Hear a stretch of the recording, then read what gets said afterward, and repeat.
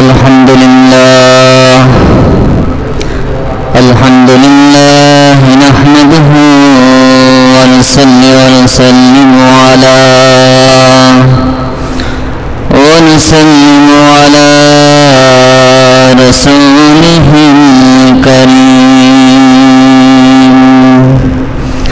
وعلى آله وأصحابه أجمعين.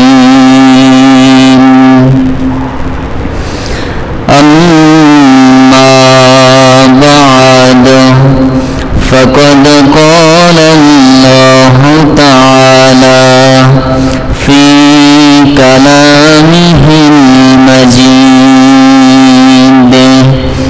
وفرقانه الحميد: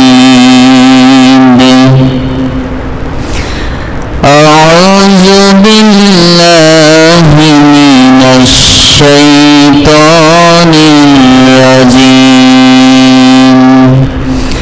بسم الله الرحمن الرحيم. ولله على الناس حج البيت من استطاع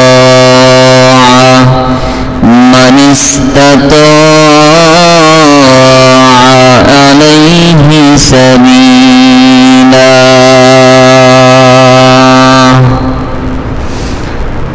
صدق الله العظيم وصدق رسوله النبي الكريم ونحن على ذلك من الشاهدين الشاكرين. وقال تعالى في شان حبيبه مخبرا وآمرا: إن الله وملائكته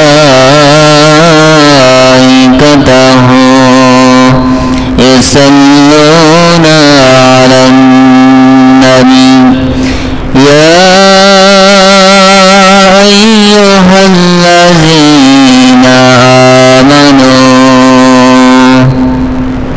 صلوا عليه وسلموا تسليما. اللهم صل على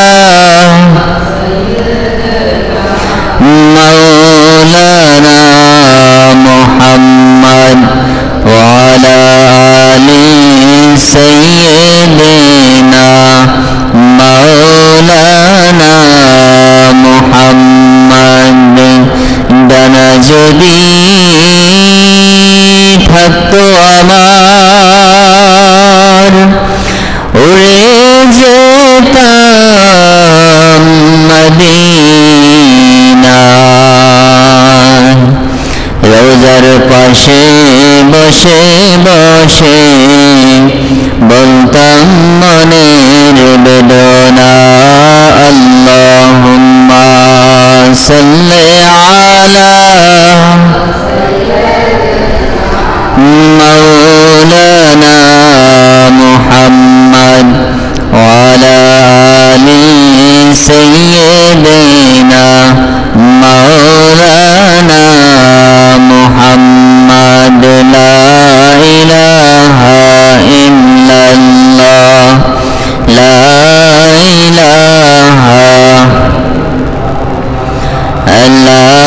ইলাহা ইল্লাল্লাহ, লা ইলাহা সুবহানাল্লাহ ওয়ালহামদুলিল্লাহ, লা ইলাহা হাসবি রব্বি জাল্লাল্লাহ মা ফি কলবি গায়রুল্লাহ। নূর মুহাম্মদ সাল্লাল্লাহ,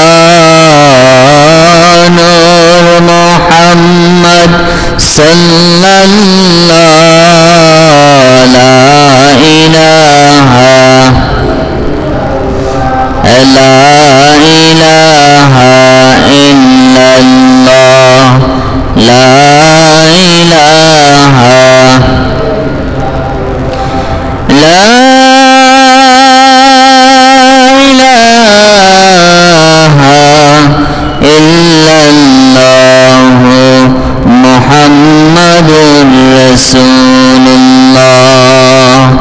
সাল্লাল্লাহু আলাইহি ওয়াসাল্লাম।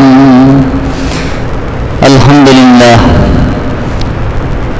মহান রব্বুল আলামিনের দরবারে অসংখ্য অগণিত শুকর ও সুজুদ আদায় করছি যে রব্বুল আলামিন অত্যন্ত দয়া করে মায়া করে আমাদেরকে জুমার নামাজ আদায়ের উদ্দেশ্যে মসজিদে হাজির হওয়ার তৌফিক দিয়েছেন। এজন্য মহান রব্বুল আলামিনের দরবারে শুকরিয়া আদায় করে সকলে একবার করে আলহামদুলিল্লাহ। সম্মানিত হাজিরিন, আজকের জুমার খুতবায় আমরা আলোচনা করব হজের গুরুত্ব ও ফজিলত সম্পর্কে। আল্লাহ আমাদের সকলকে জীবনে একবার হলেও হজ করার তৌফিক দান করুন, বলুন আমিন। যারা ইতিমধ্যে হজের সফরে রওনা হয়ে চলে গিয়েছে সকলকে সুস্থতার সাথে হজের সকল আহকামগুলো পালন করার তৌফিক দান করুক, বলি আমিন। সম্মানিত হাজিরিন, হজ ইসলামের পঞ্চ বেনার একটি গুরুত্বপূর্ণ বেনা। ইসলামের মধ্যে হজ হলো একটি ফরজ বিধান। সামর্থ্যবান ব্যক্তিদের জন্য হজ করা ফরজ। আল্লাহ সুবহানাহু ওয়া তাআলা পবিত্র কোরআনুল কারীমের সূরা আলে ইমরানের ৯৭ নম্বর আয়াতে ইরশাদ করেন, আউযু বিল্লাহি মিনাশ শাইতানির রাজীম, বিসমিল্লাহির রহমানির রহিম, ওয়ালিল্লাহি আলান নাসি হিজ্জুল বাইতি মান ইসতাতাআ ইলাইহি সাবিলা। আল্লাহ রাব্বুল আলামিন পবিত্র কোরআনুল কারীমে ইরশাদ করেন, পৃথিবীর মধ্যে মানুষ যারা আছো, তোমাদের মধ্যে যাদের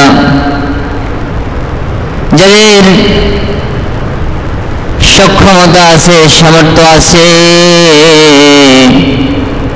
আল্লাহর ঘরের উদ্দেশ্যে হজ করতে যাওয়ার মতো সামর্থ্য যাদের আছে, তাদের উপর, সেই মানুষদের উপর আল্লাহর ঘরের উদ্দেশ্যে হজ করতে যাওয়া, হজ করা আল্লাহ ফরজ করে দিয়েছেন।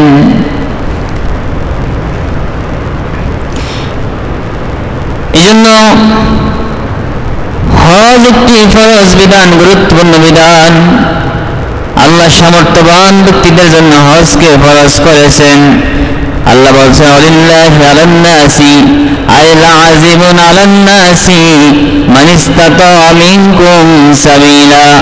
মানুষের মধ্যে যারা সেখানে সেই ঘরে হজ করতে যাওয়ার সামর্থ্য আছে, আল্লাহর সেই ঘরের উদ্দেশ্যে তাদের জন্য হজ করা তাদের জন্য আবশ্যক কর্তব্য। এই আয়াত দ্বারা হজের ফরজিয়ত সাব্যস্ত হয়েছে, এজন্য হজ করা ফরজ। এবং হজ একটি গুরুত্বপূর্ণ ইবাদত। এই হজের গুরুত্ব সম্পর্কে হাদিস শরীফ আসছে, তিরমিজি শরীফের ৮১২ নম্বর হাদিস। আন আলী রাদিয়াল্লাহু তাআলা আনহু قال قال رسول الله صلى الله عليه وسلم من ملك زادا وراحلة تبلغه إلى بيت الله ولم يحج فلا عليه أن يموت يهوديا أو نصرانيا وذلك أن الله يقول في كتابه ولله على الناس حج البيت من استطاع إليه سبيلا আল্লাহর নবীর প্রিয় সাহাবী, আল্লাহর নবীর প্রিয় জামাতা আসাদুল্লাহিল গালিব আলী ইবনে আবি তালিব রাদিয়াল্লাহু তাআলা আনহু বর্ণনা করেন, রাসূল পাক সাল্লাল্লাহু আলাইহি ওয়াসাল্লাম ইরশাদ করেন, যে ব্যক্তি জান এবং রাহিলার মালিক হয়েছে, যে ব্যক্তি আল্লাহর ঘর পর্যন্ত পৌঁছার মতো সম্বল এবং বাহনের মালিক হয়েছে, অধিকারী হয়েছে, ওই ব্যক্তির জন্য আল্লাহ নবী বলেন, যে ব্যক্তি এই পর্যন্ত সামর্থ্য রাখে কিন্তু সামর্থ্য রাখা সত্ত্বেও সে হজ করে নাই, আল্লাহ নবী বলেন সে ইহুদি হয়ে মারা যাক অথবা নাসারা হয়ে মারা যাক, এতে আল্লাহর কিছু আসে যায় না। নাউজুবিল্লাহ। রাসূল পাক সাল্লাল্লাহু আলাইহি সাল্লাম কত গুরুত্বের সাথে বললেন যে যে ব্যক্তির এই পরিমাণ সামর্থ্য আছে, এই পরিমাণ সম্পদ আছে, যে সম্পদ দিয়ে সে হজ করতে পারে, বাইতুল্লাহ শরীফ যেতে পারে এবং পথের বাহনের ব্যবস্থা আছে, এই সামর্থ্য থাকা সত্ত্বেও যদি হজ না করে তাহলে ওই ব্যক্তি ইহুদি হয়ে মারা যাক অথবা নাসারা হয়ে মারা যাক, এতে আল্লাহর উপর কিছু আসে যায় না, অর্থাৎ আল্লাহ ওই ব্যক্তির উপর নারাজ। জোরে বলেন নাউজুবিল্লাহ। এই জন্য সম্মানিত হাজরিন, সামর্থ্যবান ব্যক্তিদের জন্য হজ করা ফরজ। হজ ফরজ হওয়ার জন্য শর্ত হলো 6টি শর্তে হজ ফরজ। 1 নম্বর মুসলমান হওয়া। হজ ফরজ হওয়ার 1 নম্বর শর্ত হলো মুসলমান হওয়া। 2 নম্বর শর্ত হলো আকিল, বিবেকবান, জ্ঞানী হওয়া। 3 নম্বর শর্ত হলো বালেগ হওয়া। 4 নম্বর শর্ত স্বাধীন হতে হবে। 5 নম্বর শর্ত হজে ওই বাইতুল্লাহ শরীফ পর্যন্ত যাওয়ার মতো সামর্থ্য থাকতে হবে। 6 নম্বর শর্ত যদি মহিলা হয় তাহলে তার জন্য মাহরাম থাকতে হবে। এই 6 শর্ত যার মধ্যে পাওয়া যাবে, যেই ব্যক্তির মধ্যে 6 শর্ত পাওয়া যাবে, ওই ব্যক্তির উপর হজ করা ফরজ। ওই ব্যক্তি যদি হজ না করে তাহলে সে ফরজ তরকের গুনাহগার হবে, সে কঠিন গুনাহগার হবে। আল্লাহ আমাদের সকলকে হজ করার সামর্থ্য দান করুক এবং হজ করার তৌফিক দান করুক, বলেন আমিন। সম্মানিত হাজরিন, অন্যান্য বিধানগুলা, কিছু বিধান আছে যেই বিধানগুলা দৈনিক 5 বার পালন করতে হয়, যেমন নামাজ, ঠিক কিনা বলেন। আবার কিছু বিধান আছে যেই বিধানগুলা বছরে 1 মাস একবার আসে, রোজা, যাকাত বছরে 1 বার। কিন্তু হজ এমন একটা বিধান, এটা হলো জীবনে 1 বার। কোন ব্যক্তির উপর হজ ফরজ হলে জীবনে 1 বার হজ করা ফরজ, তার জন্য বারবার হজ করা ফরজ না, 1 বার হজ করা ফরজ। হাদিস শরীফে আসছে, মুসলিম শরীফের 3148 নম্বর হাদিস, عن أبي هريرة رضي الله تعالى عنه قال خطبنا رسول الله صلى الله عليه وسلم فقال أيها الناس قد فرض الله عليكم الحج فحجوه। আল্লাহ রাসূল সাল্লাল্লাহু আলাইহি ওয়াসাল্লাম সাহাবীদেরকে নিয়ে খুতবা দিতেছিলেন। খুতবা দিতে গিয়ে রাসূল পাক সাল্লাল্লাহু আলাইহি ওয়াসাল্লাম সাহাবীদেরকে বললেন, ও মানুষ সকল, আমার সাহাবীরা শোনো শোনো, আল্লাহ তোমাদের উপর হজকে ফরজ করেছে, হজ পালন করা ফরজ। আবু হুরায়রা রাদিয়াল্লাহু তাআলা বলেন, ফাকাল রাজুলুন আকুল্লু আমিন ইয়া রাসূলুল্লাহ, ও আল্লাহর নবী, আল্লাহ যে হজকে ফরজ করেছে এটা কি প্রতি বছর ফরজ নাকি? ফাসাকাতা রাসূলুল্লাহ সাল্লাল্লাহু আলাইহি ওয়াসাল্লাম, রাসূল পাক সাল্লাল্লাহু আলাইহি ওয়াসাল্লাম চুপ থাকলেন, কোনো উত্তর দিলেন না। তিনি বলেন, فقالها ثلاثا فقال رسول রাসূলুল্লাহ সাল্লাল্লাহু আলাইহি ওয়াসাল্লাম লাউ কুনতু না'আম লাওয়াজাবাত ওয়া লামাসতাতা'তুম সুম্মা ক্বালা যারুনি মা তারাকতুকুম ফাইন্নামা হালাকা মান কানা ক্বাবলাকুম বিকাসরাতি সুআলিহিম ওয়া ইখতিলাফিহিম আলা আম্বিয়াইহিম আল্লাহ রাসূল বললেন, এ আমার সাহাবীরা, তোমরা কেন বারবার প্রশ্ন করো? 3 বার প্রশ্ন করছি। আল্লাহ রাসূল বললেন, না না, এভাবে প্রশ্ন করো না। যদি বারবার প্রশ্ন করো, যদি আমি নবী জবাব দিয়ে একবার বলে দিই নাম, হ্যাঁ, তাহলে ওয়াজিব হয়ে যাবে। প্রতি বছর হজ পালন করা ওয়াজিব হয়ে যাবে। কিন্তু তোমরা প্রতি বছর হজ পালন করতে সক্ষম হবে না, কারণ হজ পালন করতে হলে শক্তি সামর্থ্য লাগে, অর্থ সম্পদ লাগে, দুইটাই লাগে। এটা এই ইবাদতের বাদানি এবং ইবাদতের মাল, এই দুইটার সমন্বয়। এই জন্য আল্লাহ রাসূল বললেন, যখন আমি তোমাদেরকে আমভাবে মুতলাকভাবে কোনো বিধানের কথা বলবো, তখন তোমরা এরকম প্রশ্ন করো না, তোমরা ছেড়ে দাও। জারুনি, তোমরা আমাকে ছেড়ে দাও। মা তারাকতুকুম, যেই বিষয়ে আমি তোমাদেরকে ছেড়ে দিয়েছি, আমি মুতলাককে মুকাইয়াদ না করে যখন কোনো বিষয়ে মুতলাক সাময়িক বলেছি, তখন তোমরা আমাকে ছেড়ে দাও।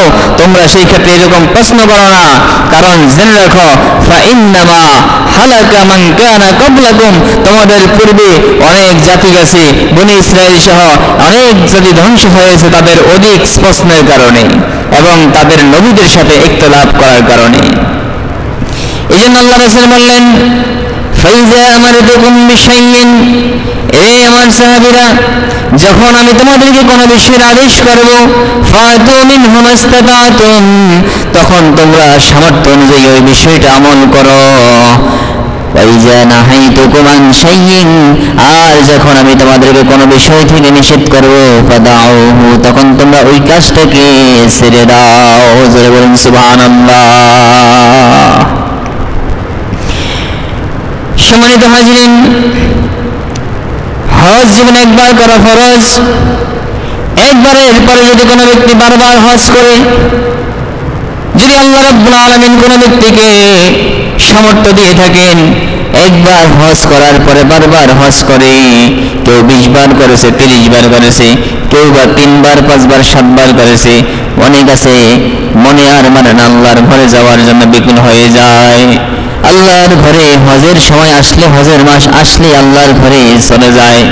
এরকম যদি একবারের পরে যতবার করবে, এই ততবার হজগুলো নফল।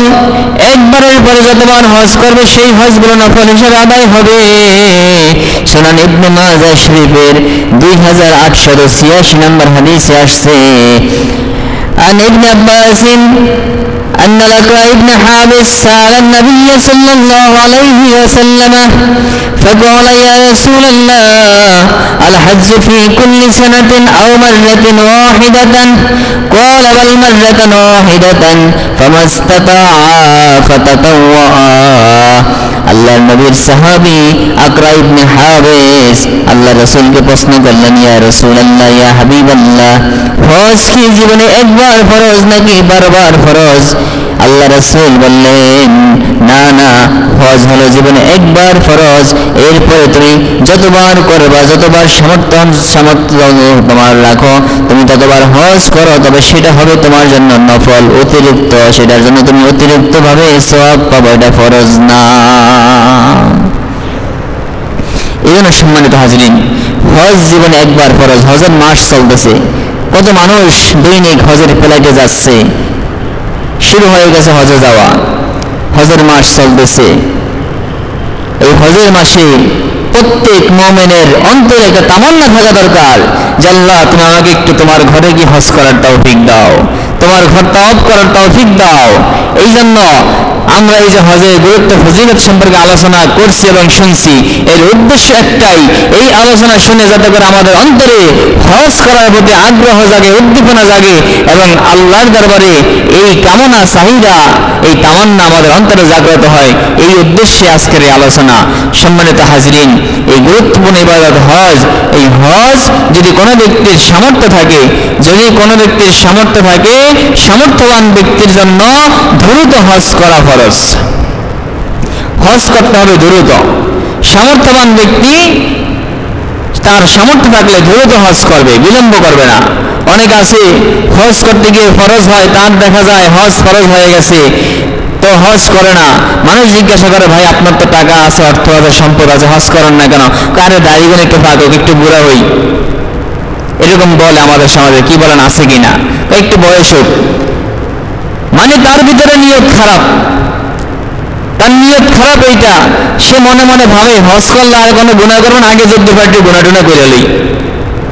যারা বলেন নাউজুবিল্লাহ, যত আকাম কুকাম যত খারাপ কাম সব করে লই, একটু বুড়া হই, শেষে হজ করে ভালো হয়ে যাবো। এরকম কিছু আমাদের সমাজে লোক আছে। আল্লাহ এদের থেকে আমাদেরকে হেফাজত করুক। আল্লাহর নবী বলছেন, হজ যখন ফরজ হবে দ্রুত তোমরা হজ করবা, এরকম হজকে বিলম্ব করবা না। সুনান ইবনে মাজাহ শরীফের হাদিস 2883 নম্বর হাদিস।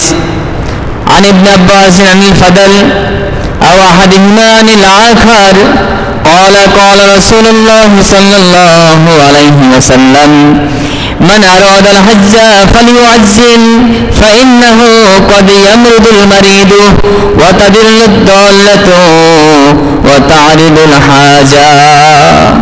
আল্লাহ নবীর সাহাবী, আল্লাহ নবীর প্রিয় চাচাতো ভাই আব্দুল্লাহ ইবনে আব্বাস রাদিয়াল্লাহু তাআলা আনহু, তিনি তার ভাই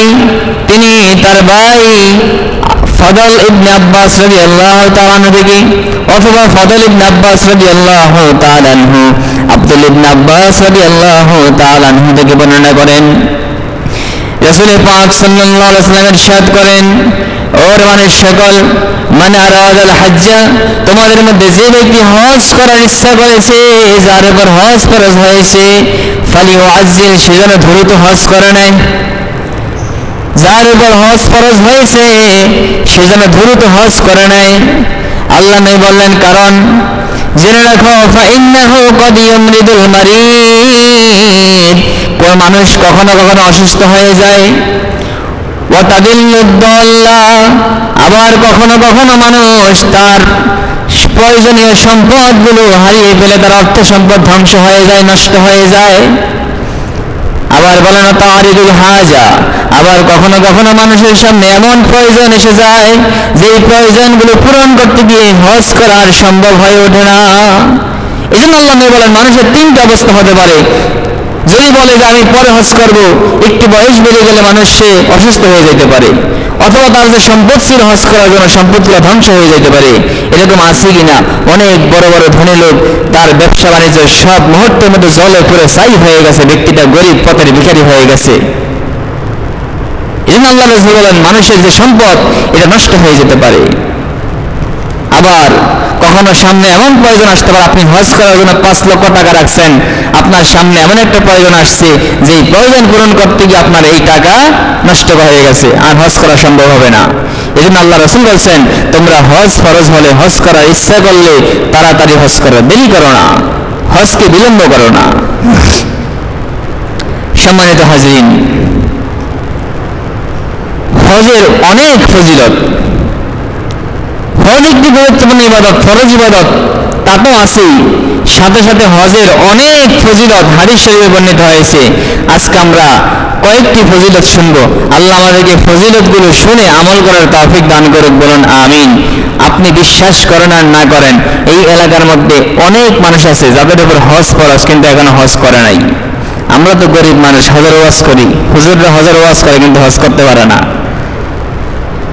তা আল্লাহ আমাদেরকে তৌফিক দিলে ইনশাআল্লাহ আমরা হজ করব। সকলকে আল্লাহ হজ করার তৌফিক দান করুক।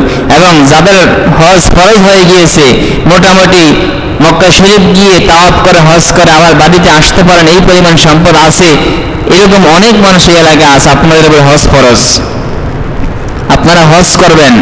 যাদের উপর ফরজ হয়েছে, এই পরিমাণ সম্পদ আছে, আপনারা দ্রুত হজ করে নেবেন। এই ফরজ তরক করলে আপনি গুনাহগার হবেন, আল্লাহর দরবার আপনাকে সেদিন হিসাব দিতে হবে। এই জন্য সম্মানিত হাজরিন, হজের অনেক ফজিলত হাদিস শরীফে বর্ণিত হয়েছে। 1 নম্বর হজের ফজিলত হলো, হজ করলে ব্যক্তিটা নিষ্পাপ হয়ে যায়। যারা বলেন সুবহানাল্লাহ। হজ করলে হজ কর্নেওয়ালা ব্যক্তিটা নিষ্পাপ হয়ে যায়, তার জীবনে আর গুনাহ থাকে না। হাদিস শরীফ আছে সহিহ বুখারী শরীফের হাদিস 1521 নম্বর হাদিস। عن أبي هريرة رضي الله تعالى عنه قال سمعت النبي صلى الله عليه وسلم يقول من حج لله فلم يرفث ولم يفسق رزق يوم ولدته أمه আল্লাহ রাসূলের সাহাবী হযরত আবু হুরায়রা রাদিয়াল্লাহু তাআলা আনহু থেকে বর্ণিত, তিনি বলেন রাসূল পাক সাল্লাল্লাহু আলাইহি সাল্লাম আমি বলতে শুনেছি, আল্লাহ নবী বলেন, এই পৃথিবীর মানুষ যে ব্যক্তি হজ করবে, হজ করতে গিয়ে যে ব্যক্তি কোনো গুনাহ করবে না, কোনো অশালীন কথাবার্তা বলবে না, যে ব্যক্তি হজ করে আসবে ওই ব্যক্তিটা হজ থেকে যখন বাড়িতে ফিরে আসবে সে এমন ভাবে ফিরে আসবে যেন তার মা আজকে তাকে ভূমিষ্ঠ করেছে, জন্ম দিয়েছে। একজন ব্যক্তিকে তার মা এই পৃথিবীতে জন্ম দিলে, ভূমিষ্ঠ করলে, এই একদিনের নবজাতক শিশুটার যেভাবে কোনো গুনাহ থাকে না, কোনো ব্যক্তি হজ করলে ওই ব্যক্তির জীবনের গুনাহগুলো এইভাবে মাফ হয়ে যায়, সে নিষ্পাপ হয়ে যায়। যারা বলেন সুবহানাল্লাহ। শুধু তাই নয়, হজ করলে পিছনের গুনাহগুলো মাফ হয়ে যায়। হাদিস শরীফ আছে, তিরমিজি শরীফের হাদিস 811 নম্বর হাদিস। عن أبي هريرة رضي الله تعالى عنه قال قال رسول الله صلى الله عليه وسلم من حج فلم يرفث ولم يفسق غفر له ما تقدم من ذنبه। আল্লাহ রাসূল সাল্লাল্লাহু আলাইহি ওয়াসাল্লাম বলেন, যে ব্যক্তি হজ করলো, হজ করতে গিয়ে কোনো গুনার কাজ করে নাই, কোনো অশ্লীল কথাবার্তা বলে নাই, আল্লাহ রাব্বুল আলামিন তার পিছনের সকল গুনাহ মাফ করে দিবেন। ওই ব্যক্তিটা মাসুম হয়ে যাবেন, নিষ্পাপ হয়ে যাবেন। এজন্য সম্মানিত হাজরিন, যেভাবে হজ ফরজ বিধান, সেভাবে হজ গুনাহ মাফকারী একটি আমল। এবং যত আমল আছে এর মধ্যে কিছু আমলকে রাসূল পাক সাল্লাল্লাহু আলাইহি ওয়াসাল্লাম শ্রেষ্ঠ আমল বলে ঘোষণা দিয়েছেন। ইসলামের মধ্যে অনেক আমল আছে, নামাজ, রোজা, হজ, যাকাত, জিহাদ, দান, সদকা, কি বলেন আছে কিনা? এই আমলগুলোর মধ্যে রাসূল পাক সাল্লাল্লাহু আলাইহি ওয়াসাল্লাম ঘোষণা দিয়েছেন হজ হলো একটি শ্রেষ্ঠ আমল, উত্তম আমল। হাদিস শরীফ আসছে, বুখারী শরীফের 26 নম্বর হাদিস। عن أبي هريرة رضي الله تعالى عنه أن رسول الله صلى الله عليه وسلم سئل أي الأعمال أفضل قال إيمان بالله ورسوله قيل ثم هذا ثم ماذا قال الجهاد في سبيل الله قيل ثم ماذا قال حج مبرور। জোরে বলি সুবহানাল্লাহ। আল্লাহ রাসূল সাল্লাল্লাহু আলাইহি ওয়াসাল্লামকে আবু হুরায়রা রাদিয়াল্লাহু তাআলা বলেন, আল্লাহ রাসূলকে সাহাবীদের মধ্যে কোন একজন সাহাবী জিজ্ঞাসা করলেন, ইয়া রাসূলুল্লাহ, ইয়া হাবিবাল্লাহ, ইসলামের মধ্যে কোন আমলটা উত্তম আমল, কোন আমলটা শ্রেষ্ঠ আমল? রাসূল পাক সাল্লাল্লাহু আলাইহি ওয়াসাল্লাম জবাব দিলেন, পৃথিবীর মধ্যে যত আমল আছে এই আমলগুলোর মধ্যে শ্রেষ্ঠ আমল হলো ঈমান বিল্লাহি ওয়া রাসূলিহি, আল্লাহ এবং আল্লাহর রাসূলের প্রতি ঈমান আনা। 2 নম্বর শ্রেষ্ঠ আমল হলো আল জিহাদ ফি সাবিলিল্লাহ, আল্লাহর রাস্তায় জিহাদ করা। 2 নম্বর শ্রেষ্ঠ আমল হলো আল্লাহর রাস্তায় জিহাদ করা। 3 নম্বর আল হজ্জুল মাবরুর, এই পৃথিবীর মধ্যে শ্রেষ্ঠ আমল হলো হজ্জে মাবরুর, কবুল হজ, হজ করা। এজন্য সম্মানিত হাজিরিন, এই শ্রেষ্ঠ আমল হজ, এটা আল্লাহ আমাদের জন্য ফরজ করেছেন। আল্লাহ আমাদেরকে পালন করার তৌফিক দান করুক, বলুন আমিন। সম্মানিত হাজিরিন, হজের আরেকটি ফজিলত হলো হজ করলে জান্নাত পাওয়া যায়। হজের ফজিলত, হজ করলে আল্লাহর জান্নাত পাওয়া যায়। বুখারী শরীফের 1773 নম্বর হাদিস। আন আবি হুরায়রা রাদিয়াল্লাহু তাআলা আনহু أن رسول الله صلى الله عليه وسلم قال العمرة إلى العمرة كفارة لما بينهما والحج المبرور ليس له جزاء إلا الجنة। سبحان الله। আল্লাহ নবীর প্রিয় সাহাবী হযরত আবু হুরায়রা রাদিয়াল্লাহু তাআলা আনহু থেকে বর্ণিত, তিনি বলেন রাসূল পাক সাল্লাল্লাহু আলাইহি ওয়াসাল্লাম ইরশাদ করেন, আল উমরাতু ইলাল উমরাতি কাফফারাতুল লিমা বাইনাহুমা।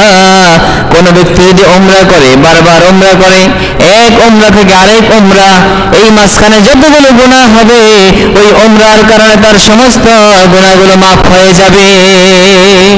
এবং আল্লাহ রাসূল বলেছেন ওয়াল হজ্জুল মাবরুর, আর যদি কোনো ব্যক্তি হজ করতে যায়, যদি কোনো ব্যক্তি তার সামর্থ্য হয়ে থাকে, সে তার অর্থ করে খরচ করে, তার শক্তিকে খরচ করে সে হজ করতে যায়, হজ করতে গিয়ে যদি সে আল্লাহকে রাজি করতে পারে, আল্লাহকে খুশি করতে পারে, তার হজটা যদি কবুল হয়ে যায়, তার হজটা যদি আল্লাহ কবুল করে নেয়, আল্লাহ রাসূল বললেন তাহলে তার ওই মাবরুর হজের, ওই কবুল হজের প্রতিদান হলো একমাত্র আল্লাহর জান্নাত। এজন্য যদি কারো হজ কবুল হয়ে যায় তাহলে তার জন্য আল্লাহর জান্নাত ওয়াজিব হয়ে যাবে, নবীর ঘোষণা। এজন্য হজের একটা ফজিলত, আল্লাহর জান্নাত লাভ করা যায়।